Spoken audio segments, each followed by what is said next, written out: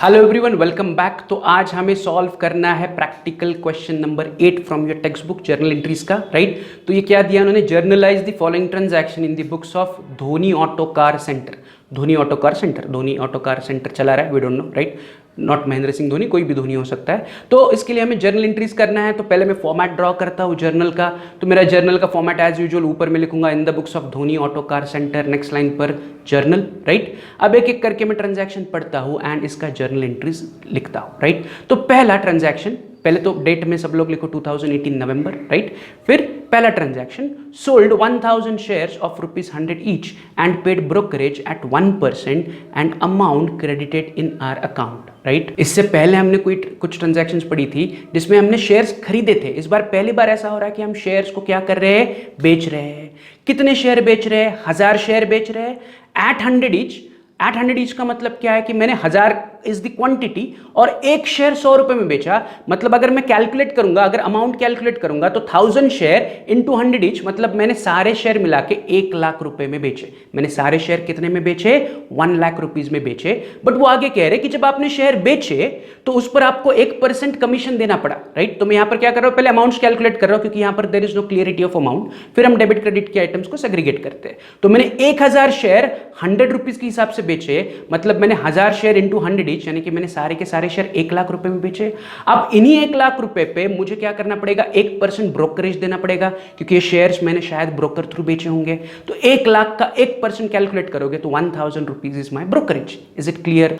अब होगा क्या, अब जब मैं शेयर बेचूंगा तो उसके बदले में मेरे पास बैंक में पैसा आएगा। तो my first element will become bank account, क्योंकि वो कह रहे क्वेश्चन में कि क्रेडिटेड टू आवर अकाउंट, मतलब हमारे अकाउंट में पैसा जमा हुआ, मतलब मेरे बैंक अकाउंट में पैसा आया। अब बैंक अकाउंट में पैसा क्यों आया, बिकॉज मैंने इन्वेस्टमेंट बेचे। तो मेरा सेकंड एलिमेंट हो गया इन्वेस्टमेंट इन शेयर्स अकाउंट, क्योंकि मैंने शेयर्स बेचे। यस और नो? तो जब शेयर्स बेचे मतलब मैंने पहले ये कभी खरीदे होंगे, मतलब मैंने शेयर्स में पहले इन्वेस्ट किए एंड आज मैं उन इन्वेस्टमेंट को बेच रहा हूं एंड पैसा कमा रहा हूं। तो मेरा पहला एलिमेंट बन गया बैंक अकाउंट, क्योंकि बैंक में पैसा आ रहा है। एंड दूसरा एलिमेंट बन गया मैं इन्वेस्टमेंट बेच रहा हूं तो मेरा इन्वेस्टमेंट जा रहा है, तो investment in shares account is my second element. ये दो क्लियर है। अब डेबिट क्रेडिट की बात करते हैं। बैंक में पैसा आएगा या जाएगा, तो बैंक में पैसा आ रहा है तो डेबिट व्हाट कम्स इन, तो बैंक विल बी डेबिट। अगर बैंक डेबिट है तो इन्वेस्टमेंट इन शेयर्स ऑटोमेटिकली क्या होगा, credit. But the question is कि यहां पर मेरे पास मैंने शेयर्स बेचे 1 लाख के एंड उस पर मैंने 1000 रुपया ब्रोकरेज पे किया। तो ब्रोकरेज का क्या करना है, तो we don't record brokerage separately. ये हमने लास्ट टाइम भी किया था, investment in shares of Mahindra. अगर आपने ब्रोकरेज या कमीशन पे किया तो हमने क्या किया था, उसे शेयर्स की कीमत में ऐड करके लिखा था। सेम वे जब आप शेयर्स बेचोगे तो ब्रोकरेज को शेयर्स की कीमत से माइनस करके आपको लिखना है। कैसे, तो इट इज वेरी सिंपल। आप ब्रोकर के पास गए, ब्रोकर को बोला ये मेरे 1000 शेयर है, बेचो। ब्रोकर बोला ठीक है, 100 रुपए का एक शेयर है, आपको 1 लाख रुपए मिलेंगे, लेकिन मेरा 1% ब्रोकरेज होगा। आप बोलोगे ठीक है। तो 1 लाख में सारे शेयर बेचे गए, लेकिन ब्रोकर क्या करेगा, अपना 1000 रुपया यानी कि 1% कमीशन काट के आपको पैसा देगा। तो when we will receive money, आपको शेयर के 1 लाख रुपए माइनस ब्रोकरेज 1000, आपको केवल 99,000 रुपीज ही मिलेंगे।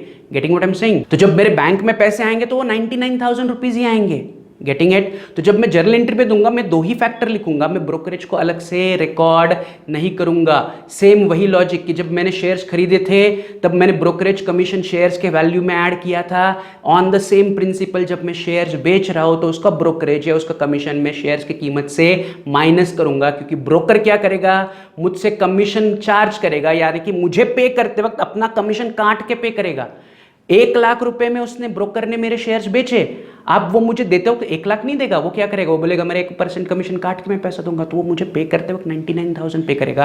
तो I sold the share for 1 lakh, broker ने उसमें से 1000 ब्रोकरेज काट लिया, तो आई विल रिसीव ओनली 99,000।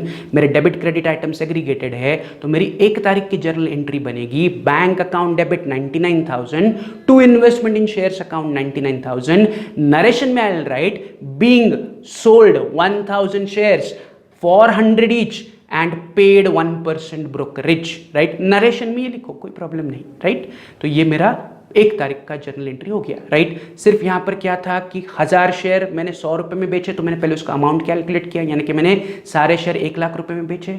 उस पर 1% ब्रोकरेज यानी कि 1000 रुपीज़ ब्रोकरेज चार्ज हुआ, तो 1 लाख माइनस 1000 ब्रोकरेज मेरे जेब में या मेरे बैंक अकाउंट में केवल 99,000 रुपीज़ ही जमा होंगे। तो जब मैंने जर्नल एंट्री दी तो मैंने 99,000 ही लिखे। Is it clear? आगे बढ़े, राइट। चलते हैं 4 तारीख के ट्रांजैक्शन। सिंपल ट्रांजैक्शन है तो मैं ज़्यादा डिस्कशन नहीं करूंगा। Purchase goods from Ashish and को ₹2 लाख। आशीष एंड को से 2 लाख रुपए के गुड्स खरीदे, तो my first element is purchase account ना, मैं डायरेक्टली उसे परचेस करूंगा। परचेज गुड्स, तो गुड्स आ रहे, अब वो भूल जाओ, गुड्स यानी कि परचेस, राइट। तो मैं डायरेक्टली क्या लिख रहा हूँ, purchase account is my first element and किससे खरीदा, आशीष and Co is my second element. Goods खरीद रहे हो, परचेसेस यानी कि गुड्स आ रहे हैं तो परचेसेस विल बी डेबिट। अगर परचेस डेबिट है तो Ashish and Co is credit. तो मेरी 4 तारीख की एंट्री बनेगी, purchases account debit 2 lakhs to Ashish and Co account 2 lakhs। Narration में लिखूंगा being goods purchased from Ashish and Co या being goods purchased on credit, right. GST नहीं है, कुछ नहीं है, तो 4 तारीख भी सिंपल है। 6 तारीख के transaction, sold goods to Virat and Co 1,50,000। तो मैंने 1,50,000 रुपए का माल विराट एंड को बेचा, राइट। अगेन वहां फॉर कैश नहीं कह रहे हैं, तो यानी कि उधारी है। तो यहां पर मैं गुड्स बेच रहा हूं, तो my first element is sales account. I am selling the goods, तो sales account is my first element. किसे बेच रहा हूं, विराट एंड को बेच रहा हूं, तो Virat and Co is my second element. Debit credit की बात करें तो गुड्स बेच रहे हैं तो सेल्स विल बी क्रेडिट। अगर सेल्स क्रेडिट है तो Virat and Co will be debit. तो 6 तारीख की entry will be very simple, Virat and Co account debit to sales account 1,50,000। Narration में मैं लिखूंगा being goods sold to Virat and Co या being goods sold, right. Simple सा नरेशन। तो 6 तारीख भी कंप्लीट है, इजी है, सिंपल है। 6 तारीख के बाद 8 तारीख के transaction, paid for advertisement ₹30,000 to Times of India, right. तो मैंने क्या किया, टाइम्स ऑफ इंडिया को 30,000 रुपए पे किए, but for what, for advertisement. तो अब मैंने पे किया, मतलब क्या पे किया, तो मैंने जेब से 30,000 रुपए निकाले, टाइम्स ऑफ इंडिया के ऑफिस में गया, मैं बोला ये मेरा कल के न्यूज़पेपर में या परसों के न्यूज़पेपर में एडवर्टाइजमेंट दो। So I am paying them, paid for advertisement. So I paid, what I paid, cash. तो cash is my first element and मेरे पास रीजन है क्या, मैंने क्यों पे किया, मैंने पे किया फॉर एडवर्टाइजमेंट। तो my second element is advertisement account. यहाँ पर टाइम्स ऑफ इंडिया का नाम कहीं नहीं आएगा बिकॉज देयर इज नो उधारी। मैंने एडवर्टाइजमेंट के लिए पैसे पे किए, एज सिंपल एज दैट। तो मैंने 30,000 रुपए जेब से निकाले, 30,000 रुपए कैश गई, cash is my first element. क्यों गई, रीजन क्या है, फॉर एडवर्टाइजमेंट। तो advertisement is my second element. Is it clear? अगर डेबिट क्रेडिट की बात करें तो कैश जा रही है तो कैश इज क्रेडिट। अगर कैश क्रेडिट है तो automatically advertisement is debit and मेरा 8 तारीख का जर्नल एंट्री बनेगा advertisement account debit to cash account 30,000 being paid for advertisement to Times of India. Narration में you can write being paid for advertisement to Times of India. Clear है, simple है, easy है। चलते हैं 10 तारीख के transaction, paid for printing and stationery ₹7,000। मैंने printing and stationery के लिए 7,000 रुपए पे किए, तो क्या पे किया, कैश। तो फिर से फर्स्ट एलिमेंट बन गया कैश अकाउंट। क्यों पे किया, प्रिंटिंग एंड स्टेशनरी के लिए, तो सेकंड एलिमेंट बन गया printing and stationery account. Debit credit की बात करें तो कैश पे कर रहा हो तो cash is credit, cash credit है तो printing and stationery automatically debit है। तो मेरी 10 तारीख की जर्नल एंट्री बनेगी printing and stationery account debit to cash account 7,000 being paid for printing and stationery. आसान वाली एडजस्टमेंट है या आसान वाली ट्रांजैक्शन है, तो मैं उस पर ज्यादा डिस्कशन नहीं कर रहा हूं, राइट। तो 10 तारीख तक क्लियर है। चलते हैं 12 तारीख। 12 तारीख को कह रहे परचेस गुड्स फ्रॉम प्रकाशन को 1,50,000 एट 18% जीएसटी। मैंने प्रकाशन को से 1.5 लाख रुपए के गुड्स खरीदे एट 18% जीएसटी, राइट। तो जीएसटी का कैलकुलेशन हम एज यूजुअल बाद में करेंगे, पहले एलिमेंट सेग्रीगेट करते हैं। मैंने गुड्स परचेस किए तो purchase account is my first element, yes और नो। अब मैंने किससे गुड्स खरीदे, Prakashan Co. Did I paid money, cash देने की कोई उन्होंने जिक्र किया है क्या कि did I paid money, answer is no. तो सेकंड एलिमेंट बन गया प्रकाशन को अकाउंट, सिंपल है, purchases and Prakashan Co, right. अब डेबिट क्रेडिट की बात करें तो purchase is debit, always debit, goods खरीद रहा हूं तो परचेस अकाउंट डेबिट। अगर परचेस अकाउंट डेबिट है तो प्रकाशन को अकाउंट इज क्रेडिट। फिर से वही कि मैंने उधार गुड्स खरीदे, परचेसेस अकाउंट डेबिट एंड किससे उधार खरीदे, प्रकाशन को से खरीदे तो प्रकाशन को अकाउंट इज क्रेडिट। तो डेबिट क्रेडिट एलिमेंट सेग्रीगेटेड है। तो हम एज यूजुअल में जीएसटी का कैलकुलेशन कर रहा हूं, 1,50,000 पर 18% जीएसटी इज नथिंग बट 27,000। फिर 27,000 में से सीजीएसटी एंड एसजीएसटी अलग अलग हाफ हाफ होगा, यानी कि 13,500 CGST है, 13,500 SGST है, right? This is mathematical calculation. तो ये GST का कैलकुलेशन क्लियर है। अब GST डेबिट होगा या क्रेडिट होगा, या CGST डेबिट होगा या SGST डेबिट होगा, तो वो गुड्स के हिसाब से है। मैंने गुड्स परचेस किया है, परचेसेस इज डेबिट, तो GST will also B debit, यानी कि CGST भी डेबिट होगा, SGST भी डेबिट होगा। अब जब मैं जर्नल एंट्री में लिखूंगा तो मैं CGST और SGST को क्या कहूंगा? Input CGST and input SGST, because it is on purchases, purchases is my input. मैं गुड्स खरीद रहा हूं, राइट? तो गुड्स आ रहे हैं, तो इट इज माई इनपुट। तो अगर मैं जर्नल एंट्री देने जाता हूं 12 तारीख की, तो entry will be purchases account debit 1,50,000, right?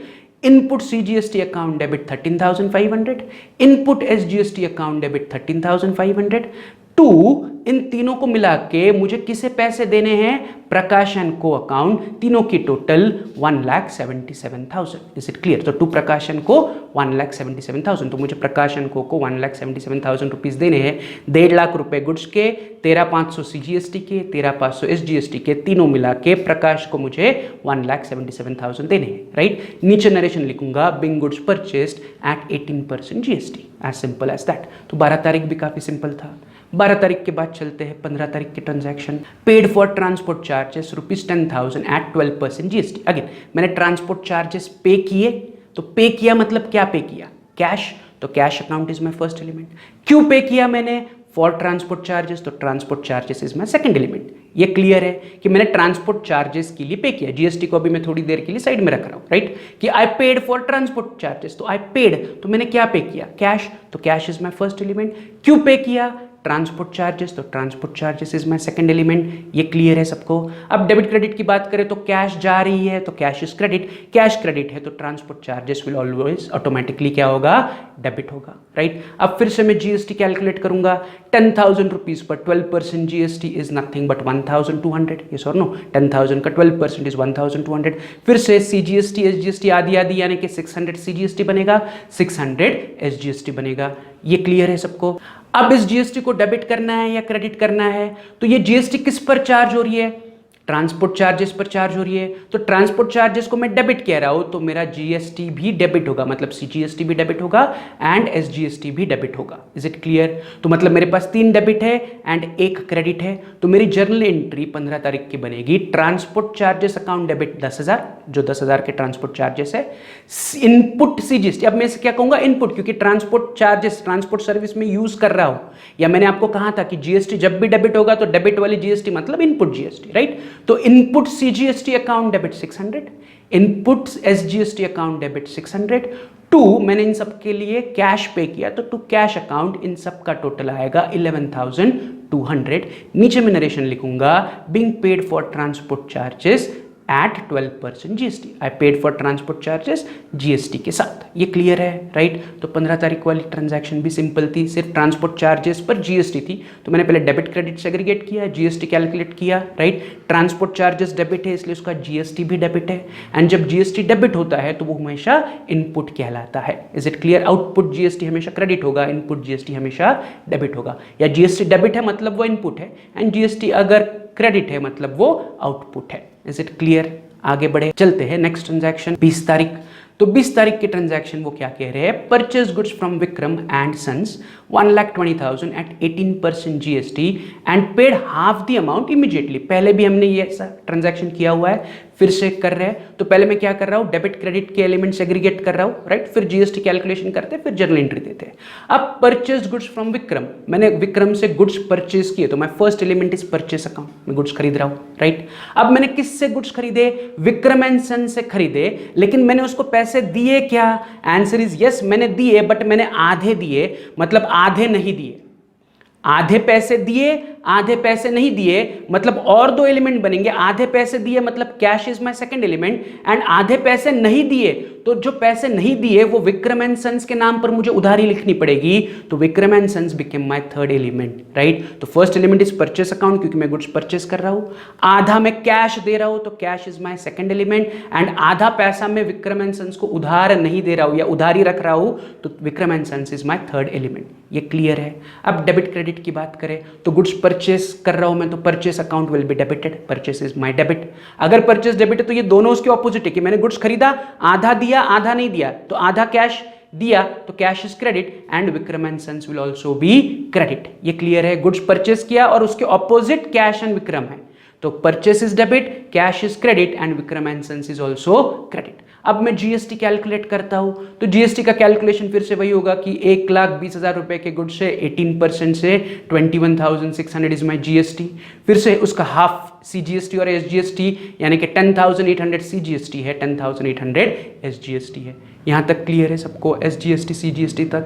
अब एसजीएसटी सीजीएसटी डेबिट होगा या क्रेडिट होगा? तो आंसर इज कि ये जीएसटी परचेसेस पर है, तो परचेसेस इज डेबिट, तो ये जीएसटी भी डेबिट होगा, मतलब सीजीएसटी भी डेबिट होगा, एसजीएसटी भी डेबिट होगा। Is it clear? अगर ये दोनों डेबिट है तो इनको हम इनपुट कहेंगे या आउटपुट कहेंगे? तो if GST is debit it is input GST, या मैं गुड्स परचेस कर रहा हूं, परचेस इज माय इनपुट, तो जीएसटी इज मेरा इनपुट जीएसटी कहलाएगा। तो मेरा एंट्री बनेगा 20 तारीख का इस प्रकार से। अब देखो 3 डेबिट है, एक purchase account and GST and 2 credit है, cash and Vikram and sons, right. अब जब मैं Vikram and sons and cash के अमाउंट लिखूंगा तो वो हाफ ऑफ करके लिखना है, तो पहले मैं डेबिट के एलिमेंट लिखता हूं, फिर क्रेडिट की अमाउंट लिखते वक्त मैं डेबिट की टोटल को आधा आधा करके लिखूंगा।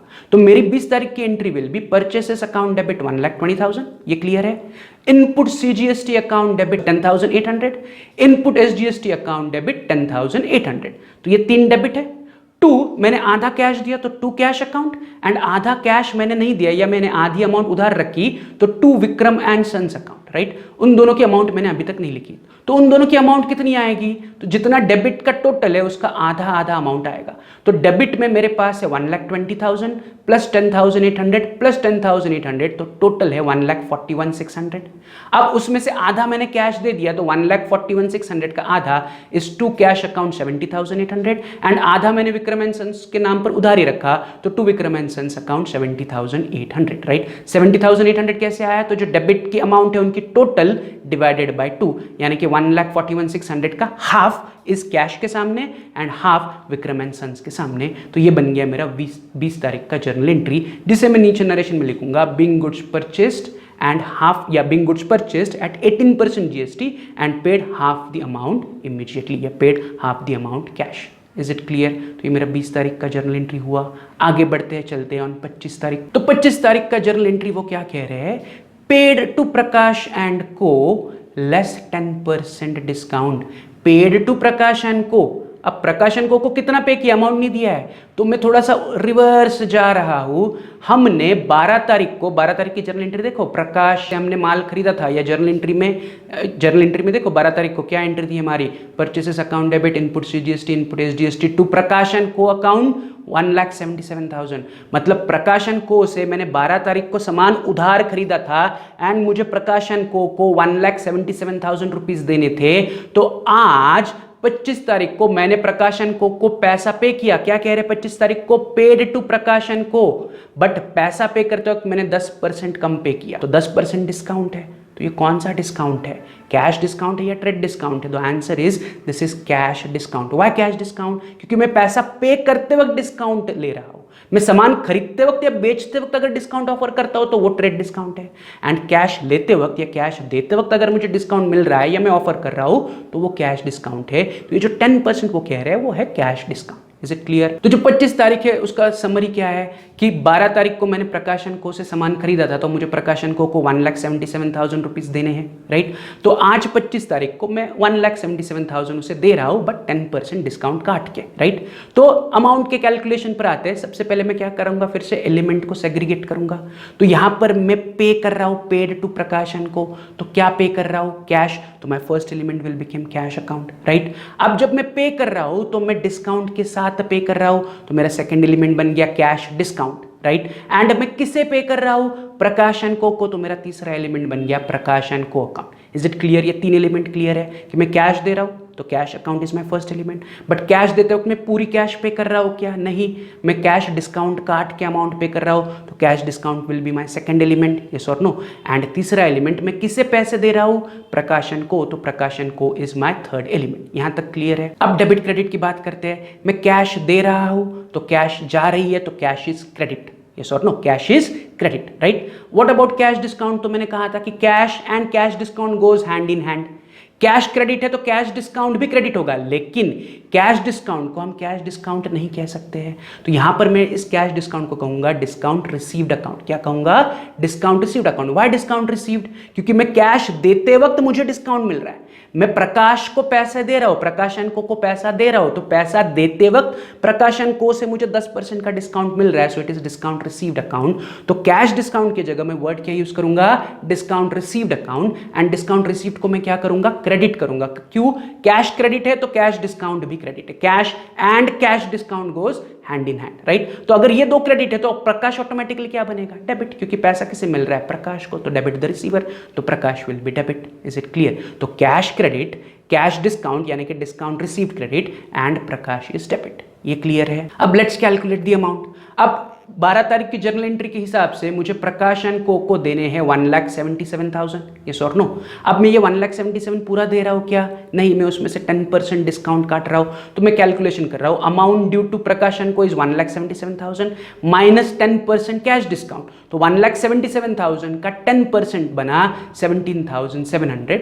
तो कैश डिस्काउंट काटने के बाद नीचे कितने बचे? 1,59,300। मतलब मैंने अपने जेब से कितनी कैश पे की? 1,59,300। तो कैश पेड की अमाउंट मिली 1,59,300 एंड कैश डिस्काउंट की अमाउंट मिली 17,700। तो जब मैं जर्नल एंट्री करूंगा तो कैश की amount is 1,59,300 and cash discount यानी कि डिस्काउंट रिसीव्ड की अमाउंट इज 17,700, राइट? अब ये अमाउंट एंड डेबिट क्रेडिट की एलिमेंट लेके मैं 20 तारीख की अपनी जर्नल एंट्री इस प्रकार, 25 तारीख की जर्नल एंट्री इस प्रकार दूंगा।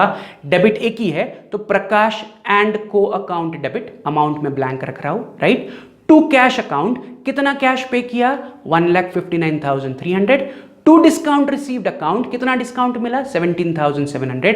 अब इन दोनों क्रेडिट का टोटल ऑटोमेटिकली डेबिट में मैं लिखूंगा, उन दोनों का मैं टोटल करूंगा तो वो टोटल फिर से आ रहा है 1,77,000। तो प्रकाशन Co account debit is 1,77,000। Exactly उतना ही डेबिट हुआ जितना 12 तारीख की एंट्री में उनको क्रेडिट था, राइट? तो मुझे प्रकाशन को 1,77,000 देने थे, मैंने दिए बट 10% काट के दिए, तो 10% मेरा फायदा है जो मैंने डिस्काउंट रिसीव में लिखा 17,700। एंड 25 तारीख की my journal entry will be being paid to Prakashan Co after 10% cash discount, या being paid to Prakashan Co eight 10% cash discount. तो ये मेरा 25 तारीख का जर्नल एंट्री कंप्लीट हुआ। Is it clear? अब चलते हैं 30 तारीख के ट्रांजैक्शन पर।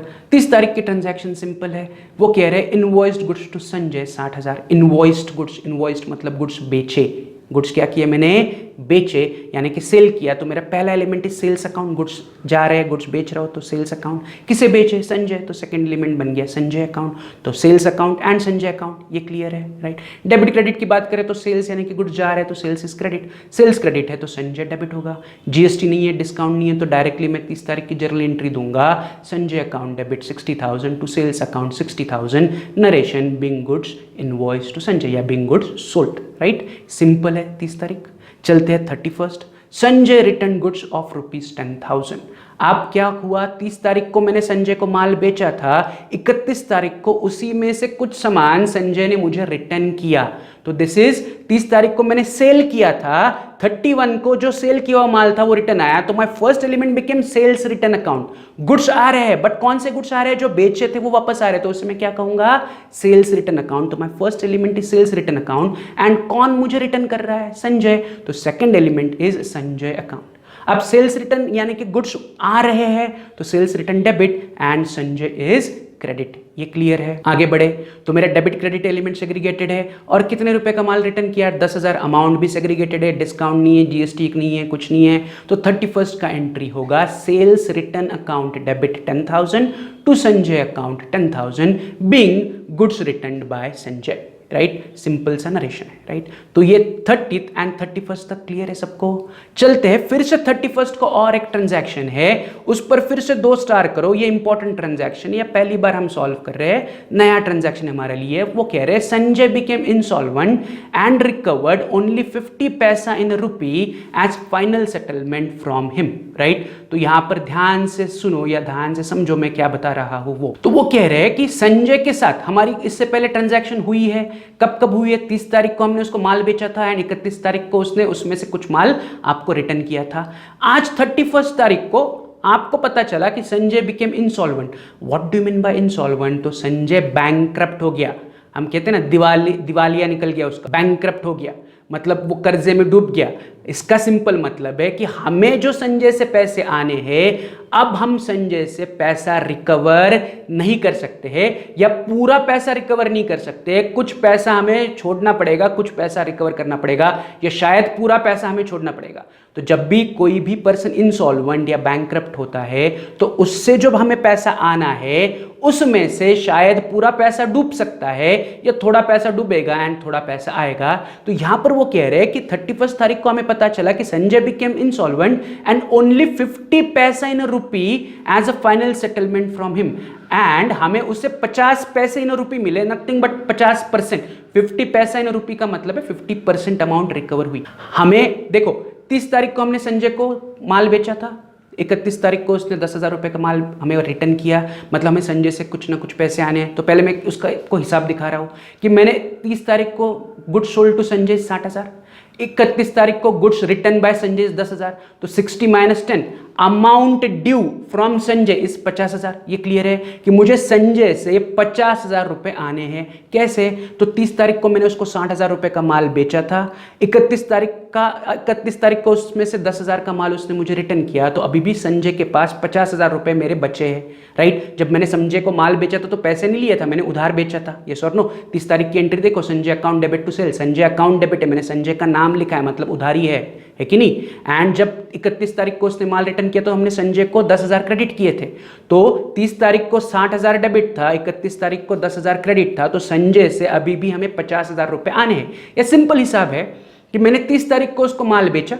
60,000 का, उसमें से 10,000 का माल उसने मुझे रिटर्न किया, मतलब अभी भी संजय के पास मेरा 50,000 रुपये का माल पड़ा है, मतलब संजय से मुझे 50,000 रुपये आने हैं। तो amount due from Sanjay is 50,000, yes और नो। बट आज वो 31 तारीख के ट्रांजैक्शन पे क्या कह रहे हैं कि संजय इंसॉल्वेंट हो गया, संजय बैंकक्रप्ट हो गया, संजय डूब गया मतलब कर्जे में डूब गया। तो अब उससे जो पैसा आना है वो आप रिकवरी करने गए तो उसने बोला अरे मैं तो बैंकक्रप्ट हो गया, अभी मुझसे केवल 50% का पैसा आपको मिलेगा, मेरी प्रॉपर्टी बेचो, प्रॉपर्टी बेच के 50 पैसा फाइनल सेटलमेंट में ले लो, राइट। तो वही वो कह रहे हैं कि 50 paisa in rupee, 50 paisa in रुपी मतलब संजय से जितना पैसा आना था रुपयों में से 1 रुपये में से 50 पैसे मिले, मतलब 50% मिला। अगर वो कहता 30 पैसा इन रुपी मतलब 30% पैसे मिले, अगर वो कहते 60 पैसा इन रुपी मतलब 60% रुपीज मिले।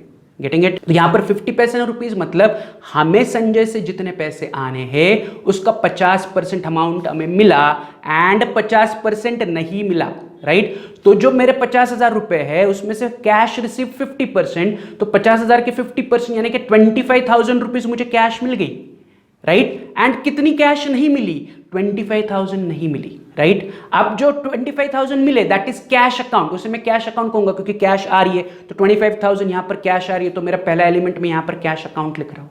अब जो 25,000 नहीं आए उसे मुझे यहां पर एक नया नाम यूज करना है जिसे कहते हैं बैड डेब्ट्स। जो पैसा डूब जाता है उसे हम कहते हैं बैड डेब्ट्स। क्या कहते हैं?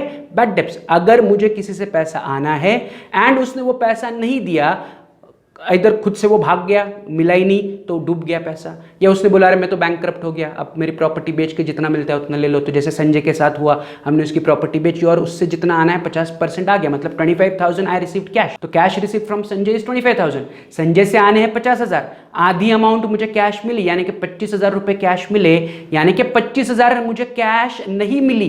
तो जो कैश नहीं मिली, amount not receive from Sanjay, उसे मैं कहूंगा बैड डेब्ट्स। क्या कहूंगा मैं उसे? Bad debts, right. तो ये क्लियर है। तो एक तरफ है कैश, दूसरी तरफ है बैड डेब्ट्स, एंड ये कैश एंड बैड डेब्ट्स किसकी वजह से हो रहा है? संजय। तो मेरा तीसरा एलिमेंट इज संजय। तो मैं यहां पर अमाउंट के साथ साथ एलिमेंट भी सेग्रीगेट कर रहा हूं कि मुझे 25,000 रुपए कैश मिली तो cash account is my first element, 25,000 cash नहीं मिली, bad debts account is my second element, और ये जो पैसा है किससे नहीं मिला? संजय से नहीं मिला, तो Sanjay account is my third element. अब मैं डेबिट क्रेडिट की बात करता हूं। कैश आ रही है, कैश इज डेबिट, यस और नो, तो कैश इज डेबिट। अब बैड डेब्ट्स का मैं क्या करूंगा? तो बैड डेब्ट्स को मैं भी डेबिट कहूंगा। Bad debts is always debit क्योंकि bad debts is are loss. Bad debts is again nominal account. Nominal account का रूल कहता है debit all expenses and losses, credit all income and gain. तो bad debts मेरे लिए नुकसान है, पैसा डूब गया, जो 25,000 रुपए मुझे संजय से आने थे संजय ने नहीं दिए, संजय बोला कि नहीं है, 50% है उतना लेके जाओ, बचा हुआ 50% भूल जाओ। तो जो 50% मुझे नहीं मिला मैं उसे बैड डेब्ट्स कह रहा हूँ, and bad debts will always be debit, क्योंकि मेरा लॉस है तो डेबिट द लॉसेस, ये नॉमिनल अकाउंट का रूल है, राइट। तो कैश डेबिट है, बैड डेब्ट्स डेबिट है। अगर ये दोनों डेबिट है तो संजय ऑटोमेटिकली क्या बनेगा, क्रेडिट। तो 31 तारीख की my journal entry will be cash account debit 25,000 मिले, cash account debit 25,000, bad debts account debit 25,000 जो नहीं मिले वो। टू, ये दोनों किसकी वजह से हुआ, संजय अकाउंट क्रेडिट कॉलम में दोनों का टोटल 50,000। तो 31 तारीख की entries cash account debit 25,000, bad debts account debit 25,000, to Sanjay account 50,000। Narration में मैं लिखूंगा being Sanjay became insolvent and recovered only 50 paisa in rupee as final settlement, right. तो ये मेरा नरेशन है, एंड यहाँ पर हमारी सारी ट्रांजैक्शन भी कंप्लीट हुई। आज की नई ट्रांजैक्शन या आज का नया कंसेप्ट यही था बैड डेब्ट्स वाला।